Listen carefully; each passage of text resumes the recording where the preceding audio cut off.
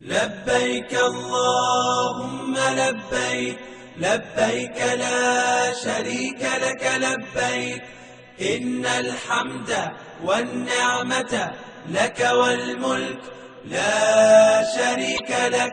یہ حج مبارک شروع ہو گیا اور اس کا طریقہ ہم دیکھتے ہیں. سب سے پہلے حج کے ایام کتنے ہیں؟ حج کے ایام 7 ہیں. حج کے کتنے ایام ہیں؟ 7 ایام ہیں. لیکن آج کل 8 بھی ہو سکتے ہیں.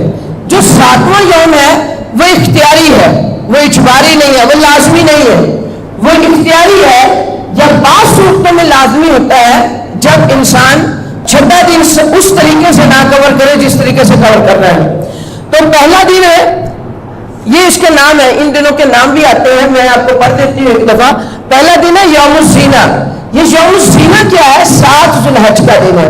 7 ذو الحج کو زینت یعنی تیاری کا دن، حج کے لیے تیاری کا دن. مثلا تراش کرنی ہے، آپ نے ناخن تراشنا ہے، بال اکھاڑنے ہیں، آپ نے نہانا ہے، کوئی کپڑے دھونے ہیں، کوئی سامان جو وہاں لے جانے کے لیے ساتھ اس کی تیاری کرنی ہے. یعنی وہ جو مینا میں آپ نے جانا ہے، عرفات میں جانا ہے، وہ جو 4-5 دن آپ نے وہاں رہنا ہے، ان کی تیاری کا دن، اس کو کہتے ہیں یوم الزینہ.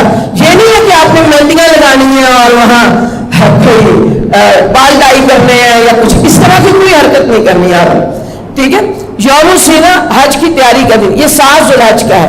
تو پہلے دور میں 7 ذو الحج میں لوگ مکہ نہیں ہوتے تھے، لیکن آج چونکہ بات مشکل ہے، بہت زیادہ لوگ ہوتے ہیں، تو 7 ذو الحجہ کو ہی بعض اوقات وہ آپ کو میسج دے دیتے ہیں کہ شام کو ہم نے مینا کے لیے نکلنا ہے. تو وہ آپ دیکھیں کہ آپ کے مکتب کی بعض باتوں وہ شام کو کہہ دیتے ہیں جی 1 گھنٹے میں تیاری کر لیں، 2 گھنٹے میں 10 بجے رات کے نکلنا ہے، لیکن وہ صبح 2 بجے تک بلکہ نماز کے بعد تک بھی نکلتے رہتے ہیں. تو بہت پہلے تیار ہو کے برقعے پہن کے باہر آ کے نا ہوٹل پہ بیٹھ جائے.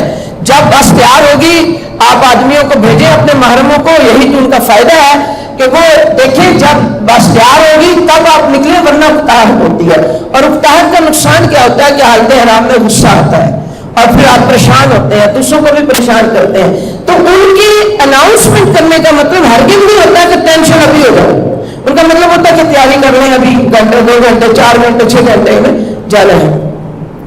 دوسرا دن ہے یوم الترویہ. یوم الترویہ کیا ہے؟ سیلابی کا دن. اس میں جاتے ہیں مینا میں اور وہ پورا دن مینا میں گزارنا ہے. اب دیکھتے ہیں کیسے گزارنا ہے. تو پورا دن مینا میں گزارنا اور اس کے علاوہ گھوڑوں کو پانی پلانا، وہ جو اس وقت یہ چیز ہوتی تھی. پھر آج کل گاڑیاں، آج کل تو خیر ہم گاڑیوں سے بھی بے نیاز ہیں کیونکہ گورنمنٹ سطح پہ انتظام ہوتا ہے یا ٹرین کا انتظام ہوتا ہے. پہلے تو بسز کا بھی ہوتا تھا، وہ ختم ہوتی ہے. پبلک وین ٹرانسپورٹ وہاں موجود ہوتی ہے، وہ بھی ہم دیکھیں گے کہاں استعمال کرنی ہے. تیسرا دن ہے یوم العرفہ.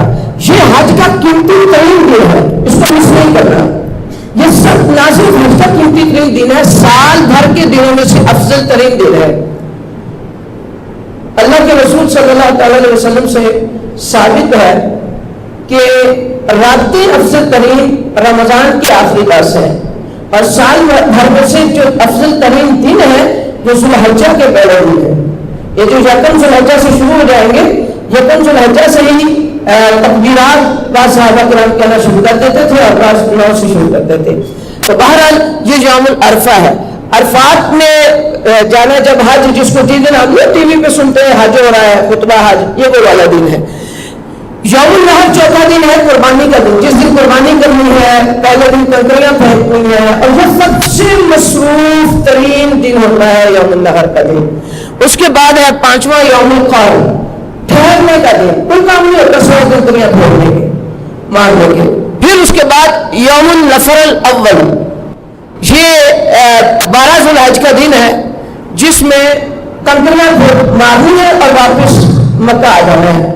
اگر آپ مغرب سے پہلے نکل آئے تو ٹھیک ہے، اگر مغرب وہی ہو گئی تو پھر اگلا یوم النفر الثانی، پھر 13 ذو الحج کو بھی آپ کو رکنا پڑے گا اور رک کے کنکریاں مار کے پھر آنا پڑے گا.